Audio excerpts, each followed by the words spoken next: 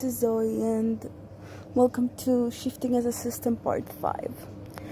Last time I filmed this, I didn't post it, but I said Part 4 because I'm really not updated with all of the things everybody does. Even though Blake told me he was gonna do a part, I honestly didn't realize it was Part 4 for some reason. So this is gonna be a full Part 5. This is the first DR that I shifted to alone, and my second DR ever. I shifted to Black Butler, and it was honestly very weird. Not to the manga, to the anime, because I liked the anime, and I didn't really like the fact that CL has this brother. And I don't know, I didn't like the whole storyline there.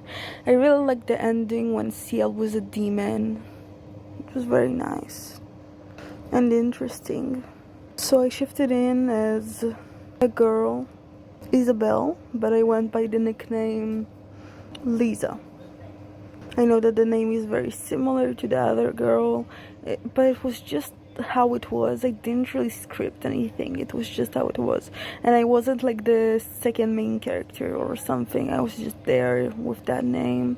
My parents were barons, which means that I was in a lower status, but an aristocrat either way. And of course I scripted my little mirror. In the inner world we have mirrors that are like phones, because some people live in a more historical areas, so we have these. So I scripted one of these in this DR. The first time I met CL and Sebastian was during a ceremony, and I don't really know what it was about, to be honest. Then the next time we met at my coming of age ceremony and my acceptance into a high society as a lady. In this DR I didn't really look too much like myself. Well, I did have my same purpley black hair color, but I had those yellow eyes. They were really nice, they were like jewels, but not very diamondy. I don't know how to explain it really. And after my coming of age ceremony, for some reason every day I would wake up with roses around my room, which was very weird. I asked my servants about it, which were very nice by the way, and they told me that they didn't know what it was about.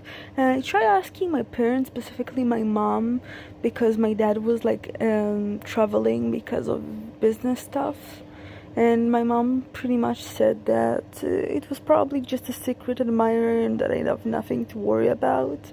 And I told her that's not really how it works, because if there's somebody coming to my room at night, I'd rather it would not happen. And then she was just like, okay, fine, I'll put more security, which means more guards.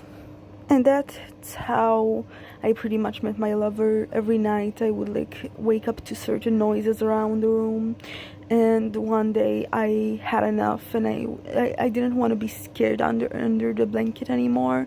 And somehow I had the courage to get up and start looking around like a stupid person, and being hello, who's there?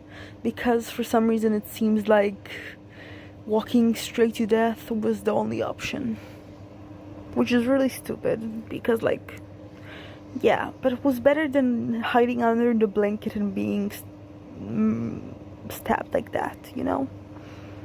I walked around the room, heard noises from the chimney, was just get out, honestly, get out. And that's how I met him. Errors. No, my sexual self never really thought I would get into a relationship again. Well, it was in the DR, not really here, but was still a very nice relationship, and we still haven't broken up. This was a very long shift. Not crazy long, but it was 3 months. A long time. Boris pretty much became my best friend. And he was a demon, of course, because what else would he be, honestly? Which is very weird. I didn't know how old he was, and I still don't know how old he is. like, which is pretty weird because it was my partner. You'd expect I know one of the most basic things, but like, we didn't talk about it, and I honestly don't want to know how old he is. He's slightly shorter than me, definitely not a young person. Like, he was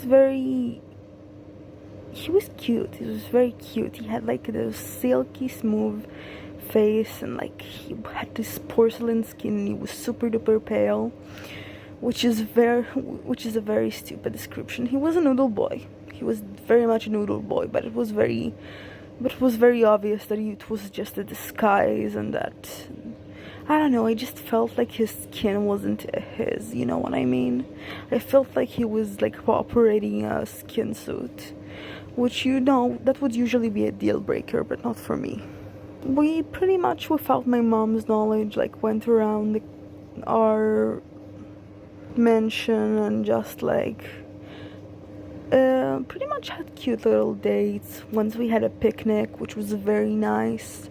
And we basically now we're dating for about 2 months, because in my first month I met him, and we started like talking after I found him in my chimney. And I was at first very freaked out, I'm not gonna lie, because I was just like, who is that? But honestly, he was like looking like one of the most least terrifying things, even though it still felt like he was moving very unnaturally. Like I said, like his body wasn't his, and he was just wearing it. I don't know what I got myself into. I don't know what he is, and I'm really scared. But I love him so far.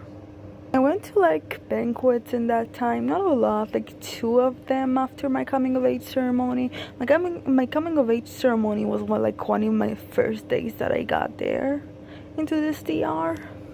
Dad was there, but like he was not my real life parents, you know, my DR parents, not my current reality parents. The dad was very quiet, and the mom was just like, honestly, a little bit abusive, but only emotionally.